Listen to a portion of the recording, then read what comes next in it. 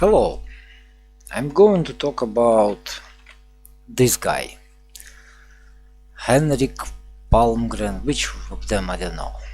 But first I want to say it. What is this? This is Gulag in Russian and this is Gulag in English. This is what it said. Acronym of Main Administration of Camps and many other. We must understand what is this talking about. And because of the sources, if I need to find something, I will look for this in this fine interesting search system. If anyone can use it, please use it. It's very simple. And for journalists, for God's sake, not using the simplest Google, let's continue. That are actually made. So Michael has done something which is extraordinary in the sense that he has funded and filmed and worked extremely hard on the production of these movies. So Michael, thank you so much for coming on with us today. It's great to have you with us. Thank you very much, Henrik. And I just wanted to say that I appreciate Red Ice existing as an independent film channel. I see Red Ice as a human rights channel. I see Red Ice as preventing genocide by giving a voice to myself and to these Gulag films. And Red Ice and my Gulag films, they bring humanity, love, and compassion. And by lying to people. Thank you, Michael, that you line people to bring humanity and compassion and all the stuff. Hope to the world. No, absolutely. And hope. You lying to bring hope. At least this part I can understand. But I totally agree. And I wanted to, I guess I want to just take this from the top. I know that there's some pressing issues we want to get into. I have so many questions to ask you, both about the production of the movies and you know, how they all came together. I know how hard you've worked on this, and also how, unfortunately, restrained by budgets you've been. He read only one single book. He read Solzhenitsyn's Archipelago Gulag Archipelago, sorry. No, it's just assumption. Don't take it as a fact. But still managed to kind of pull this off. It's really impressive. Michael shared with me a couple of days ago links so that I could watch the films, and considering how tight the budget was and how much you did yourself in the production, it's actually really impressive.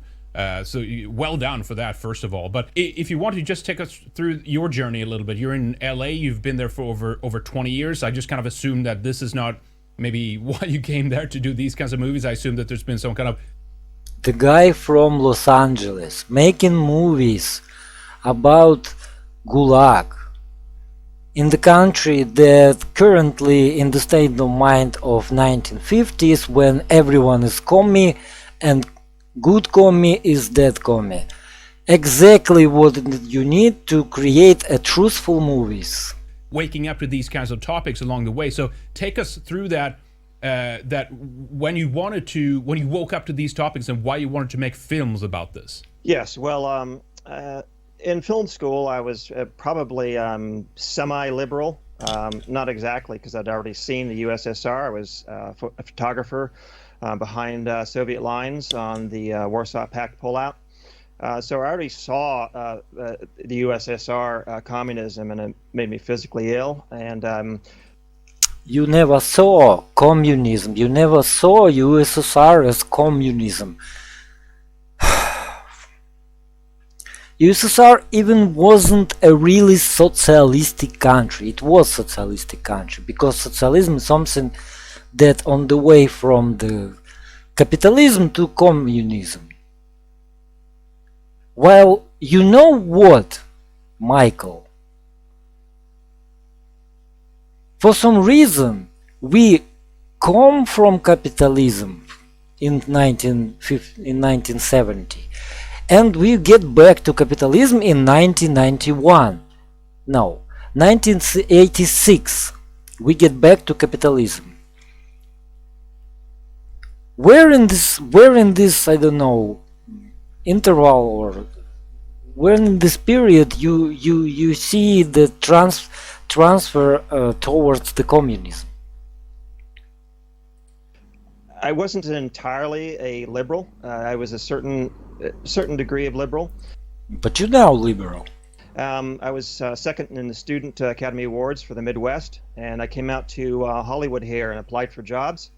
And I couldn't even get a job in a mailroom. It's second in the Student Academy Awards for Midwest region, and you can't get a job in the mailroom of the studios. That's how closed off the system is. I had no idea how closed off the system really was. I already knew basic scripts, and I got tired of that. And so I saved up the money, I worked hard, and I would shoot each of these Gulag films for about $2,500 each for the entire feature film. Jeez. When you have to make a film, you write the script based upon the budget. You put your money in the bank. Talking about, you guys had driven for like 3 hours, and you said I was watching I'm sorry, I need to pass this. I don't really interested in this guy's how this guy is struggling in United States. That's not interesting. the director's commentary, which was fascinating too, by the way, on the BitChute channel. We'll link that up here later, of course, too. But you said that you did so many of the steps yourself, including applying makeup, shooting it, and just prepping. The actors, one nearly lost a heartbeat. They spin to the ground. They lie flat. It's just terrible. So you could say you guys got almost a real feel for what it might have been like, right? Maybe it was easier to get the actors in character at that rate as well.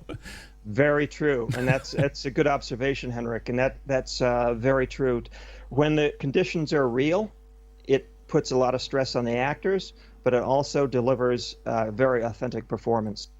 I'm very interested. How do you know how it was in the Gulag, in the camps, in the working camps? I'm very interested. How do you know what it feels like? Liberals always wondering me, always kind of struck me with this idea that I know better how it was, and not only liberals but Americans in general. Yeah, exactly. Because I mean, the acting is really good. I mean, were these guys and gals you found around the important, obviously here, yeah. When you're asking the actors to family had gone through this, so did that get them excited about the project, or tell us about that a little bit? Oh yes, yeah. During audition or the first meeting, as largely discussed as other events, obviously during World War II, specifically when it comes to genocide and the Holocaust and all these things. I need to reverse this. Of two of the films, the lead actresses had lost family in the Gulag. Wow. It was very personal, and the films started off. Family in the Gulag. Really? Henrik, the whole process of this started back in 2012 when I started to write short films in Russian. It was completely Russian language, and I had a translator who worked with me. What got you to that point, though? Sorry to interrupt, but what got you to that point? Had you always been aware of this? Because obviously, the Gulag and what happened in the Soviet Union and Soviet Russia is not as largely discussed as other events, obviously, during World War II, specifically when it comes to genocide and the Holocaust and all these things. It's more something maybe people who are interested in history kind of almost finds out a little bit later. Or were you always aware of this? How did that happen for you? Yes. My mother would put out a Cyrillic Russian book for me before breakfast at the table when I was just a kid. So she wanted me to learn Russian as a kid, and so I learned to speak some Russian. My mother spoke Russian fluently, and the only time that I saw my mother cry was when she talked about the Gulag trains and the cries from inside the trains and the What? let me stop here. I have to, just have to. If you're crying on this moment and you think this is very emotional for you personally, like, right? You're, how old are you? 40 or 40 something years old. You're supposed to understand what was Gulag.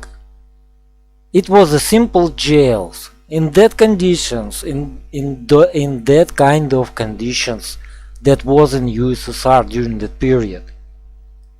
We sent such people far, far away from big cities. And these people wasn't a political, how that's political inmates, I guess.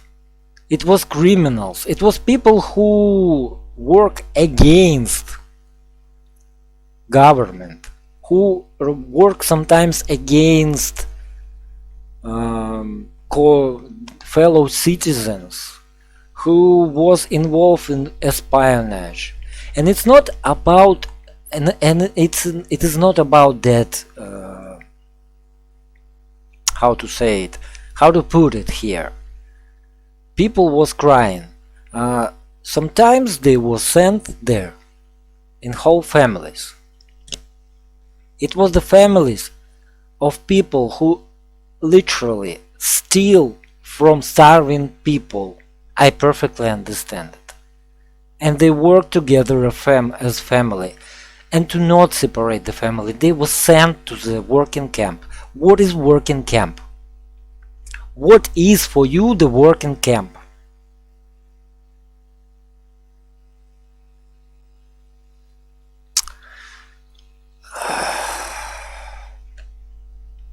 Why they supposed to cry? That they get caught? No criminals ever cry? The finger sticking out. And that was the only time I ever saw my mother cry, was when she told me about what she saw, about the Gulag trains and the begging for help from people inside, and the finger sticking out. And that was stuck in my mind. But growing up in America, and we're so inundated with. Give me a second, please. I need to figure out this.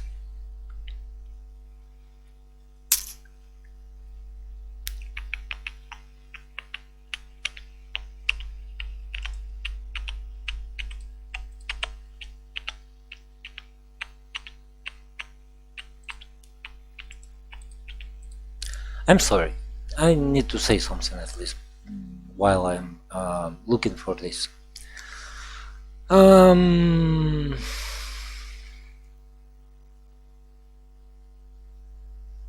don't know even what to say, really.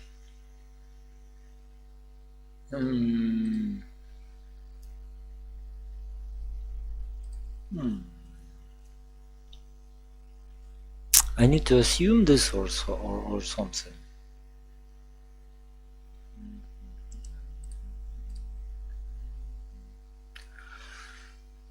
Dear Michael, how old is he? Pretty much 40. And his mother knew This, so, this pro-Marxist, pro-USSR, socialist utopia, lies constantly from everywhere in the media. It's impossible. You can tell a child the truth. You can communicate empathy and caring to them and love. And you can cry about what you're thinking, but the child is going to still be brainwashed to be, a Soviet apparatchik. Are you for real? Even in the latest years of USSR, it was 15 or 20 million, I don't remember correctly, but let's look for this.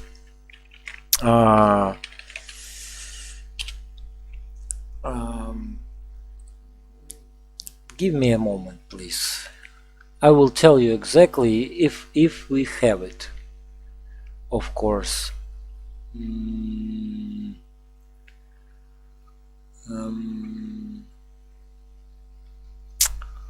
How many? How many? How many? How many? How many?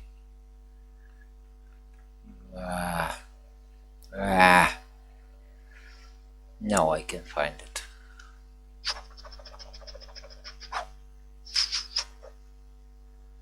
Let me tell you. 16.5 million people was members of KPSS, Communist Party of Soviet Union. 16 million people was for the 1st January of 1991. It means that everybody else doesn't want to be and never was forced to be a member of Communist Party.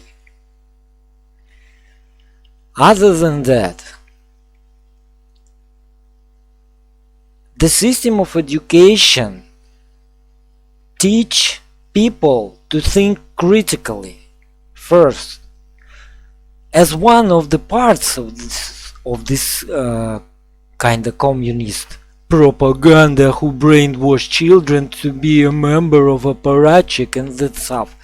You must understand, Michael, if you never experienced this, why do you even try to talk about this? If you do not understand this, at least try to consider the opposite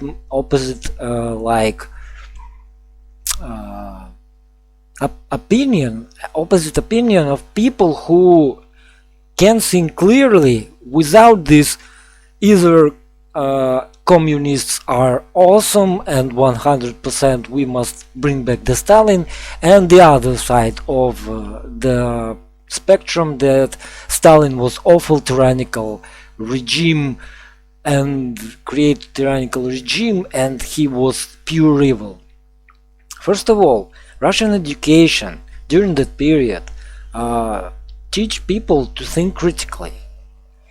My father wasn't member of Communist Party, yet he was chief of laboratory. My mother wasn't member of Communist Party. My aunt and uncle wasn't. Another aunt and uncle wasn't members of the Communist Party. Why are you even trying to imply your thoughts on this to a whole country that you absolutely doesn't know? Critical thinking, it was like the main part of Russian education. First of all, you have to study works of Lenin or Stalin in university. Sometimes more, sometimes less. I'm totally agree with that. Either it's bad or good, it doesn't matter. It was the case. Never brainwashed. No one brainwashed you. Common people of USSR absolutely perfectly understand where we live in, why we live in this way, what is going on, who ruled the country, etc., etc., etc.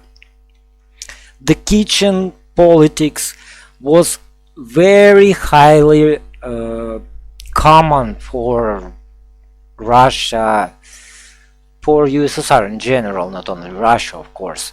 During the period of 70s and 80s, I don't know about 60s, I can't say anything, but during the 70s, during the 80s, the kitchen politics, it was like absolutely common thing. You can speak about anything and anything.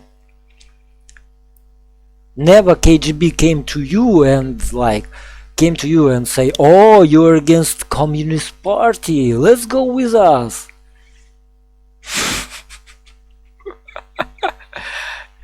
Michael, you don't understand the country, you don't understand mentality, you don't understand conditions that was going on during that period. You do not understand what is Gulag. You do not understand what was happening during that period. Sorry. And after all, you trying to create movies that pretty much a straw man without any understanding of situation, without any knowledge about the topic, without like anything. And you call Soviet people brainwashed while you are the brainwashed here.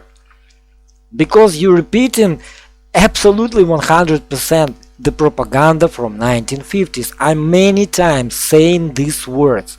The propaganda from 1950s, when all red was bad.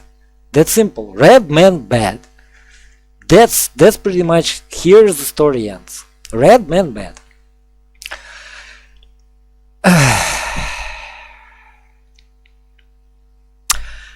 I sometimes just can't stand it, really. I will not watch this till the end because I will lost it. I really lost it. Or how to say it, lose it. I will lose it. I have no patience for such a stupid say things. It's not about protecting socialism, it's about stupidity. I hate stupidity. I hate disinformation. And I hate propaganda. It's like, I don't know, I just lose my patience when I hear the bullshit that people trying to create. Young pioneer, and she knew how hard it was to deprogram brainwashing. Michael, how hard it's to deprogram you from brainwashing that you probably was object of during your life in the United States, that you repeat slogans of propaganda that you about the country that you know exactly nothing about. At least how I see it right now. What he is saying, it's total bullshit. She worked in. She masterminded the CIA operations for Russian language interrogation. Great. His mother was CIA agent who literally destroyed USSR, and now they're bragging about how it was a tyrannical country. No way, guys! It was tyrannical country. You can't believe us. CIA won't lie to you. Never. She built. Really? She built Jeez. fake. Yeah, she pioneered the. She wrote the 300-page book for the CIA for Russian language interrogation, and she built fake towns, fake Russian towns in Alaska, fake Siberian towns. She would send in spy teams to the Soviet Union to go to a general's hometown, find out the names of all of his childhood friends, and then she would recreate that in Alaska with Russian expat actors. It's strange that kidding. That's fascinating. Yeah. Obviously, the Cold War era, you know, when the height of American-Soviet kind of tensions and stuff like that. So they had programs like that to extradite. Great. I just like. Do you need even something else to hear here? His mother was CIA agent. They create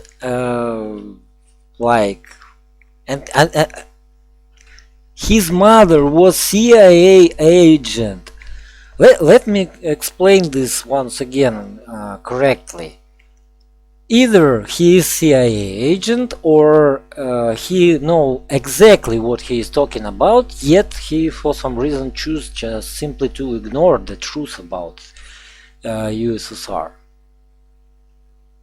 Or his mother was a bad agent.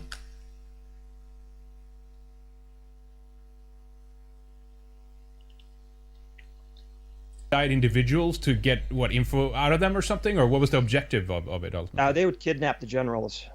They would kidnap the generals and normal practice. Nothing to see here. We just kidnap the generals after all.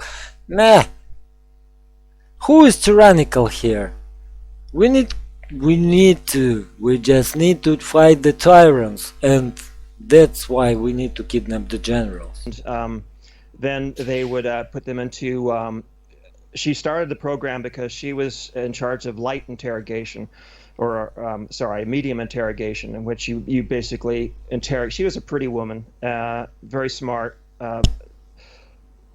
sort of a semi-orphan, and they thought the general had disappeared and gone into the West and defected, and now they've become a liability and stuff like that. Yeah. As an artist, and I began as an artist, but I was also a mathematician, science. I was a painter, and it's always been an artist and a painter, and sculptor, and visual arts. And what happened is I left the art world, the painting, gallery world, stories that haven't been told before. Probably one of the most important things that people can do as filmmakers, I think, is again to tell the stories that are not told. We're getting essentially the same movies over and over again, repackaged, reformed, a little bit different, maybe better special effects and whatnot. But the stories are not evolving; they're actually devolving. But the fact that, and I've said this so many times, specifically about Hollywood, not that I'm expecting anything to come out from that world, but there are amazing stories of heroism and hardship and things which you would think and assume that these people would be interested in making movies about. And I think movies which would have been tremendous box office successes, right, that they could make a lot of money on because people want to hear about these stories, but for some reason, for some mysterious reason, they don't, right? Because it's a lie. And for God's sake, government of United States, no, there is a lie. There is nothing behind those stories. That is why no one making the movies about this. Only Russian stupid idiot filmmakers can do the movies about how it was hard in Gulag.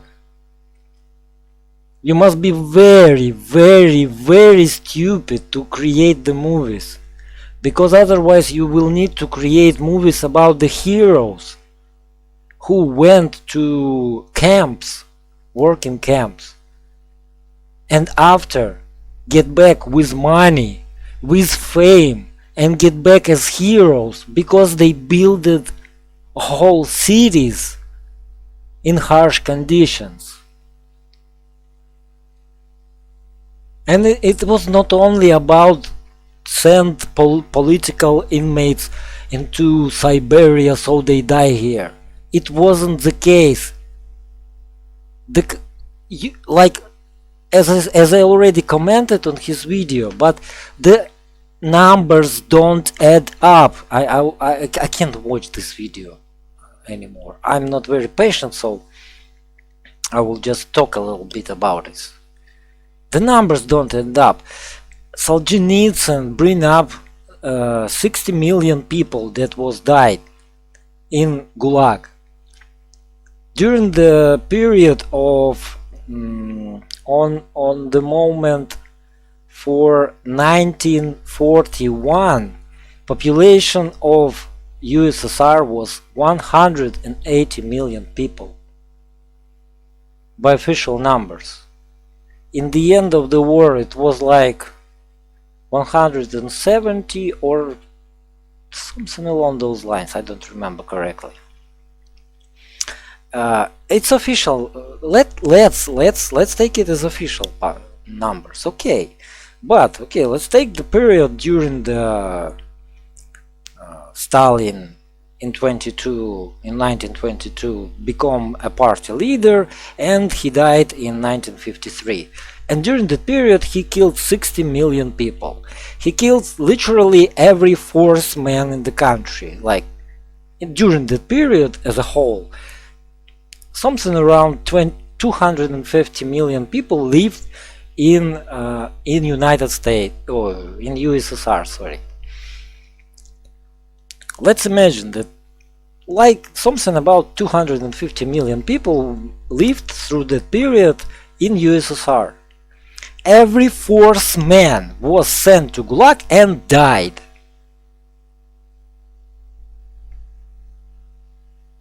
You follow my thought? Every fourth man, and no one know about it. No one mentioned this. It was under the cover of the night.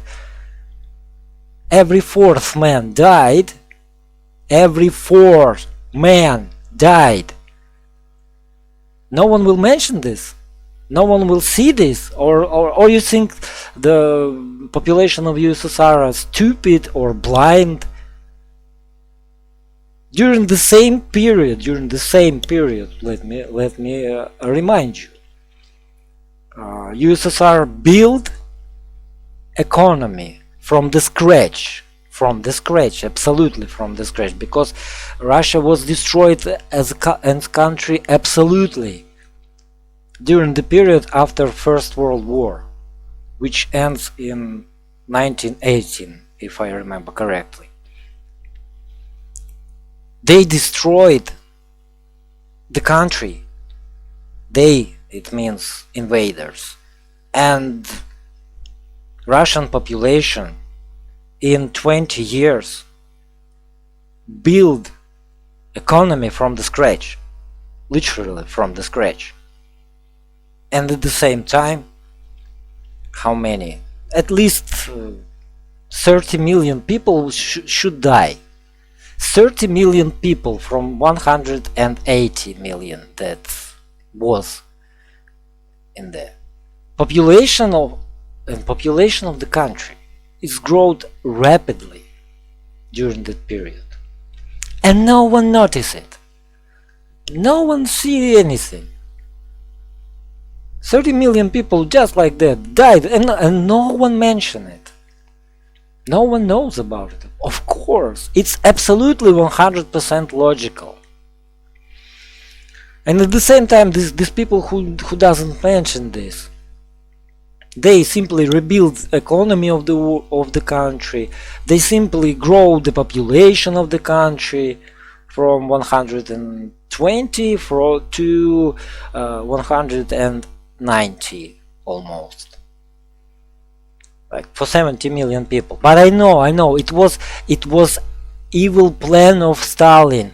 He wanted more people to kill more people after. I know it. It's for sure.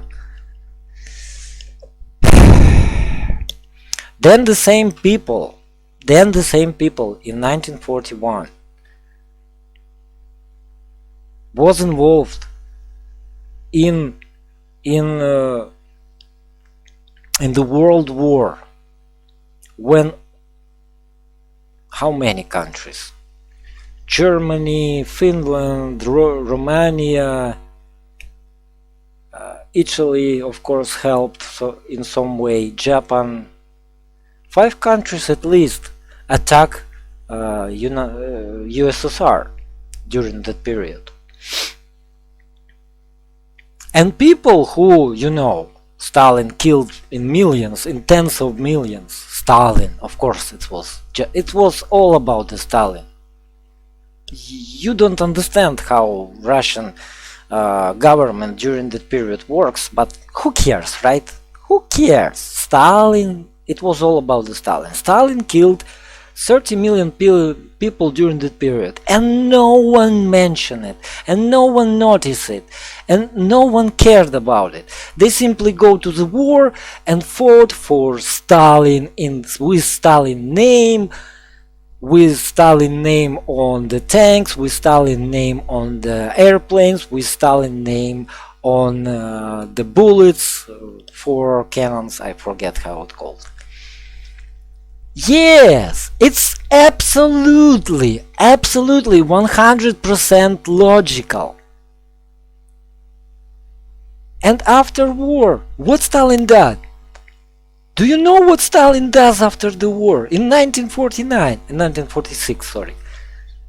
Do you know what Stalin do to kill more people? He said, we have no death penalty anymore. It was a law. We have no death penalty anymore in USSR. Stalin wanted to kill more people. And that's why he prohibited death penalty in 1946. That's absolutely logical. Sounds absolutely 100% logical. Like, for God's sake, I can't stand such a stupidity. At least you can check the basic facts. At least you can ask Russian historians. If you know absolutely nothing about the topic, at least you can ask, but why? Why do you need ask Russian historians? Otherwise you can't create such a horrendous, such a beautiful movies that it's all about the Russian struggle of Russians that died by millions in Gulag. It's turned out to be a lie, and you can't create movies about it. Oh, that's why you can't ask Russian historians. Yes, yes. Now I understand why you don't ask anybody, except yourself and your mother, who is literally do everything to destroy USSR. Good job, Michael! Ridiculousness of your comments and of your movies just get to the level of it's total bullshit. But anyway, thank you that you made these stupid movies. At least I have something to talk about, that stupidity of some people in America.